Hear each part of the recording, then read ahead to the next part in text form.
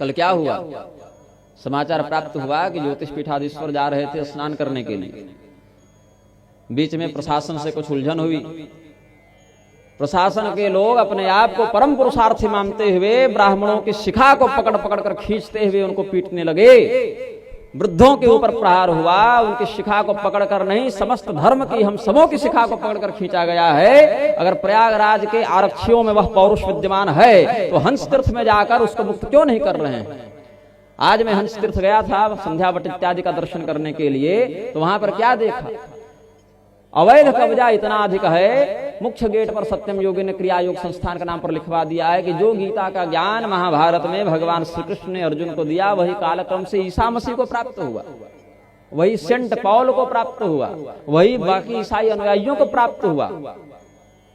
अब हमारे धर्म के जो मान्य मत्स्य पुराण, नारद पुराण, कुरु पुराण, जैमिनियाश्वमेध इत्यादि धर्म ग्रंथों में जिन तीर्थों का वर्णन है, भगवान हंस के द्वारा प्रवर्तित संप्रदाय आज निम्बार्क संप्रदाय के नाम से जाना जाता है। निम्बार्क संप्रदाय के एक बहुत महनीय आचार्य केशव कश्मीरी भट्ट जी वहां पर तपोरत रहते थे।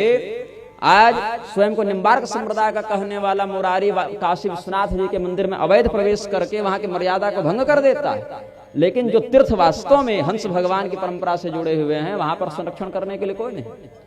स्वयं को उत्तर प्रदेश का यशस्वी मुख्यमंत्री कहने वाला आदित्यनाथ, जिनके गुरु गोरक्षनाथ जी ने वहां तपस्या की आदि परंपरा से, गोरक्ष रूपेण चरम तमीशम। हम गोरक्षनाथ जी के नमस्कार में क्या कहते हैं, साक्षात महादेव जी ही गोरक्ष रूप से पृथ्वी में विचरण करते हैं। क्यों, गोरक्षणाया वनिमंडलस्थम, इस पृथ्वी पर गो की रक्षा करने के लिए गोरक्षनाथ जी आते हैं। गोरक्ष रूपेण चरम तमीशम गोरक्षणाया वनिमंडलस्थम गोरक्ष शैलस्य गुहांतरस्थम गोरक्षनाथम प्रणमामि नित्यम, यह उनकी स्तुति में कहा जाता है। लेकिन गोरक्षनाथ जी की तपोभूमि में स्वयं को ईसाई मत का प्रचारक के रूप में उद्भासित करने वाले आतंकवादियों ने कब्जा किया हुआ है, जबकि दुर्भाग्य से सरकार ने दर्शनीय स्थल घोषित किया हुआ है। तब वहां आरक्षियों का पौरुष नहीं काम करता।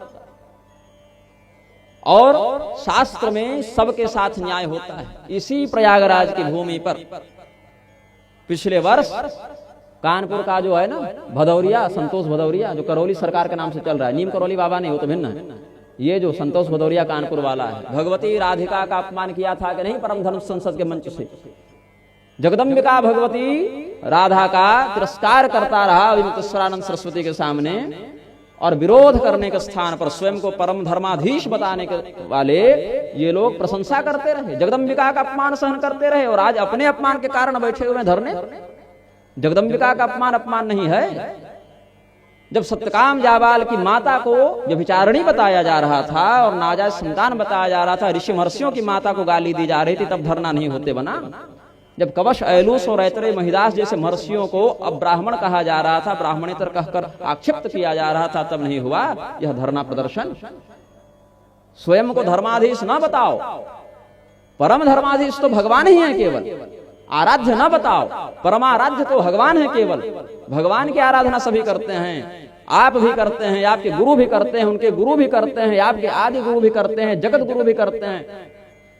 भगवान की आराधना करते हैं। जन्माया दुर्जया मां ब्रुवन्ति जगत गुरुम का उद्घोष करने वाले ब्रह्मा जी भी भगवान की आराधना करते हैं। धर्मस्य प्रभुरच्युतः, भगवान अच्युत जो अपनी महिमा से कभी नीचे नहीं गिरते, वह धर्म के स्वामी होते हैं, उनको धर्माध्यक्ष कहा जाता है। तो ऐसी उपाधियां जो ब्रह्म के लिए संसिद्ध हैं, वो मनुष्यों के लिए उपयुक्त नहीं है। हाँ, आचार्य मां विजानीयात इत्यादि मतों में भगवान का दर्शन अपने गुरु में करना चाहिए, ये अनुशासन है, किंतु तब जब वह गुरु स्वार्थ से ऊपर परमार्थ का चिंतन करे। तो ये तीर्थ है।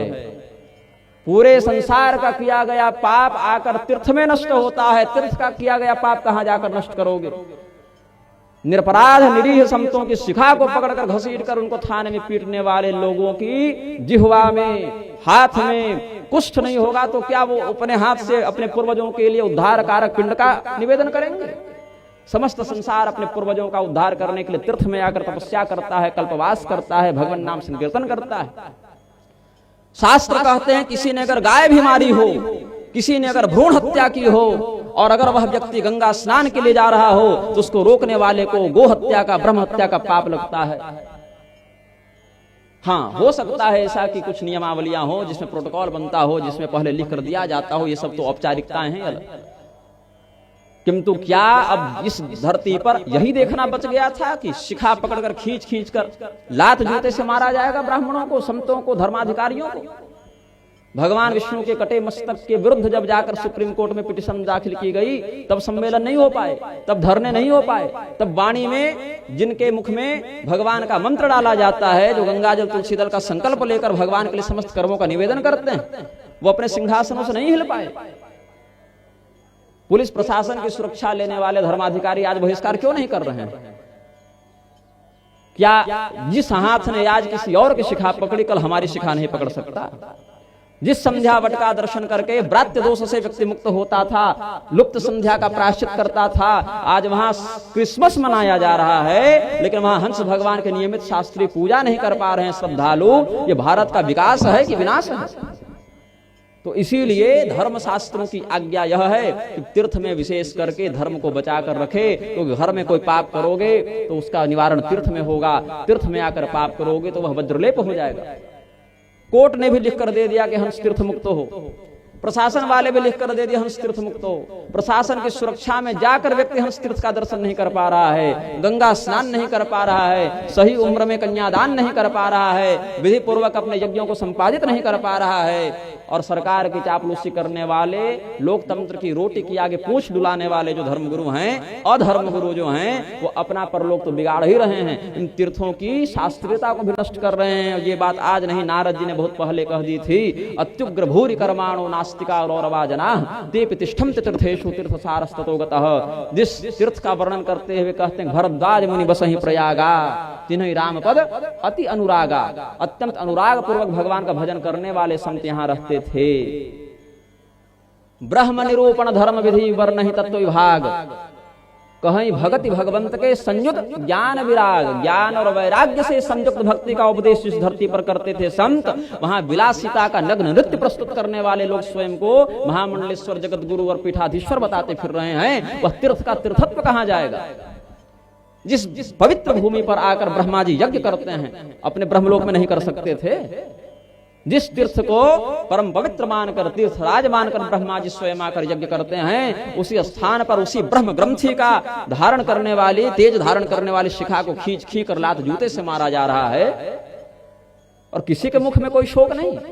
सब दबी जवान में, जहां गलत हुआ और सही हुआ, गलत क्या हुआ सही हुआ। हर हर महादेव का नारा हटाकर हर हर मोदी कहने वाले। जब फॉर्म भरते हो तो फादर्स नेम में भी क्यों नहीं लिख देते हो? जब जगत पिता का नाम परिवर्तित हो सकता है, तुम्हारे पिता तो फिर भी है, मनुष्य है। जब भगवान नारायण के अवतार के रूप में तुलना की जाने लगी, 11वां अवतार बताया जाने लगा नेताओं को, तब लज्जा नहीं आ रही थी? भगवान नारायण, भगवान महादेव के साथ ऐसे धर्म विरोधी तत्वों की तुलना की जा रही है, वो भी प्रतिस्थापित करने का प्रयास किया जा रहा है, तब क्यों यह पौरुष बाल नहीं मारता है? भाई, ये जो कथानक है, ये कोई किस्सा कहानी है क्या? यह इतिहास है, और जो इतिहास से शिक्षा ग्रहण नहीं करता, वो भविष्य में भी कुछ नहीं कर सकता है। भारतीय संस्कृति बचेगी, भारत हिंदू राष्ट्र बचेगा, बनेगा। सत्य यह है कि आज कल शिखा पकड़ी गई है, कल को गर्दन भी पकड़ी जाएगी। और हालत तो यह है कि न्यायपालिका कह देती है कि किसी स्त्री के स्तनों को पकड़ना, उसके वस्त्रहीन करने का प्रयास करना रेप की श्रेणी में नहीं आता। जब दुर्बुद्धि हो गई है न्यायपालिका की। आज न्यायपालिका कहां मर गई है जी, जो कोर्ट लिख कर देती है कि हंस तीर्थ मुक्त हो, लेकिन वहां मुक्त करा नहीं पाती है। क्यों जाएगा व्यक्ति तुम्हारे पास? शिखा पकड़कर लात मारने के लिए पुलिस वालों के हाथ में पराक्रम आ जाता है, महारथी बन जाते हैं, सब चक्रव्यूह भेदन करने निकलते हैं, तो आपकी सुरक्षा के संरक्षण में क्यों भला नहीं हंस तीर्थ मुक्त हो पा रहा है, जब कोर्ट ने भी निर्णय दे दिया? हमारे टैक्स के पैसे से सरकार वेतन दे, लेकिन हम अपने देवताओं का पूजन नहीं कर सके। ये कैसा विकास है? ये कैसी धर्म की स्वतंत्रता है कि आप अपने धर्म का पालन कर सकते हैं? तो जो व्यक्ति गुरुघाती होता है, शास्त्रघाती होता है, देवघाती होता है, देवालय, मठ, मंदिर, संप्रदाय के ऊपर आघात करता है, उसको कोई देवता फलित नहीं होते, कोई शास्त्र वाक्य फलित नहीं होते, कोई सिद्धांत उसके पक्ष में कार्य नहीं करता है। वह यमदूतों के हाथों मृत्युदंड को प्राप्त होता हुआ दीर्घकाल तक कुंभिपाक, रौरव, असिपत्र वनादि को प्राप्त होता है, क्योंकि जीवन में सदाचरण किया नहीं, जीवन में कभी उदारता दिखाई नहीं, आकंठ पाप में निमग्न रहे। गंगा पवित्र नहीं करती ऐसे लोगों को। कुत्ता पवित्र हो जाता है गंगा में स्पर्श होकर, गधा पवित्र हो जाता है, सुअर पवित्र हो जाता है, लेकिन दुरात्मा ऐसे पवित्र नहीं होते गंगा में स्पर्श प्राप्त करके। अगर हो जाते तो गंगा देवी भगीरथ से प्रश्न नहीं करती कि पापी जब हमारा स्पर्श करेंगे तो हम अपना पाप जाकर कहां धोवें। ये तीर्थापराधी हैं, देवापराधी हैं, धर्म विक्रयी हैं, धर्मध्वजी हैं। बलराम जी का आदेश है, संसार का सबसे बड़ा पाप क्या है? गोहत्या, भ्रूण हत्या, ब्रह्म हत्या, बाल हत्या, स्वर्णस्तेज, मदिरापान, गुरुपत्नी गमन। क्या है सबसे बड़ा पाप? तो बलराम जी कहते हैं धर्म का वेश धारण करके जो अधर्म को समर्थन प्रदान करे, धर्म का वेश धारण करके जो अधर्म को प्रोत्साहित करे, अधर्मानुसार व्यवहार करे, वह होता है सबसे बड़ा पाप। वध्या में धर्मध्वजनस्ते ही पातकिनोधिकाः। यह बलराम जी कहते हैं ऐसे पाखंडी मेरे हाथ मृत्यु दंड प्राप्त करने के अधिकारी हैं। यह बलराम जी का निर्देश है। तो धर्मशास्त्रों की मर्यादा का अध्ययन, पालन और प्रसारण करने वाले आचार्य ही व्यासपीठाधिकारी होते हैं। वही स्थानाचार्य हो सकते हैं। भयातुर, लोभी, कामातुर, स्त्रैण, प्रमादी लोग मठों में अगर चले भी जाएं, वह मठ मकारः कल्मषः प्रोक्तश्ठकारः तन्निवारकः। मठ शब्द में जो म और थ है उसका अर्थ क्या है? चिंत्यागम में देखिए कहते हैं मकारः कल्मषः प्रोक्तश्ठकारः तन्निवारकः। म का अर्थ है पाप, ठ का अर्थ है शोधन, प्रायश्चित, निवारण। जहां पर जाकर आपके पापों का शोधन हो वह कहलाता है मठ। अब क्या हो गया? तो कल की पुराण देखिए, शठा मठ निवासिनः। कलयुग में सठ ही मठ में जाकर कब्जा कर लेंगे। पुलिस छुड़ा नहीं पा रही, कोर्ट छुड़ा नहीं पा रही, पुलिस प्रशासन तैयारी में है कि हम गंगा स्नान नहीं करने देंगे। तो जो गंगा स्नान करने जा रहे हैं उनको अपमान का अनुभव हुआ, लेकिन जब जगदम्बिका का अपमान हो रहा था तब अनुभव नहीं हुआ। जो शाकद्वीपीय ब्राह्मण को म्लेच्छ बोलकर गालियां दी जा रही थी, तब म्लेच्छ बोलने वालों को सच्चा सनातनी कहकर पुरस्कृत करने के समय लज्जा का अनुभव नहीं हुआ, अब हाथ में पुष्ट नहीं हुआ। अब आज जो है तो अपमान का अनुभव हो रहा है। तो जो अपने देवताओं का सम्मान नहीं करेगा, जो अपने शास्त्र वाक्यों का सम्मान नहीं करेगा, जो ऋषियों की माता को नाजायज संतान कहने वालों को सच्चा सनातनी बताएगा, ऐसे व्यक्ति के सम्मान के लिए धर्मशास्त्र क्या खड़े होंगे? क्या तीर्थ के देवता उसका समर्थन करेंगे? नहीं कर सकते। उभय पक्ष का दोष धर्मशास्त्र के दृष्टिकोण से हम देखते हैं और इसीलिए वाग निग्रह के माध्यम से इनका शोधन करने का प्रयास करते हैं। कोई द्वेष नहीं है हमको किसी से, कष्ट है, चिंता है आपके परलोक की, इसीलिए इतना बोलते हैं। तो बभ्रुवाहन अपने पिता को पुनर्जीवित करने का प्रयास कर रहे हैं और बभ्रुवाहन ने पुंडरीक नाग के माध्यम से शेषनाग से याचना की है कि हमें संजीवनी मणि की प्राप्ति हो। गुरुघ्नश्च कृतघ्नश्च नौषधिर्न मणिर्नृप न मंत्रा देवताश्चैव जायन्ते चार्थ साधका। कोई काम नहीं आता गुरुघाती को, कृतघ्न को। न कोई औषधि काम आती है, न कोई मणि काम आती है, न कोई मंत्र काम आता है, न कोई देवता काम आते हैं। असत्य भाषी व्यक्ति मर जाए तो मर ही जाते हैं, पुनर्जीवित नहीं होते। इसीलिए बाहर का जो फल दिखता है उसी से वृक्ष की जड़ की गहराई का अनुमान किया जाता है कि वह कितना तगड़ा है। वृक्ष की जड़ दिखती नहीं, केवल फल ही दिखता है, परिणाम दिखता है। उस परिणाम के पीछे कितना परिश्रम किया गया है ये नहीं दिखता। कि वह फल जो आज पेड़ दे रहा है वो छोटा सा बीज होगा कभी, फिर वो बीज धीरे धीरे भूमि पर अपना अधिकार जमाता है, उसकी जड़ फैलती है, धीरे धीरे विकास होता है, तब वह एक नए फल का उत्सर्जक हो जाता है। इसलिए हे नागराज, धृतराष्ट्र नाग कहते हैं कि हे शेषनाग, आप हम नागों का जीवन दांव पर लगा रहे हैं। भवान पन्नग सर्वस्वम मणिम यच्छति जीवदम।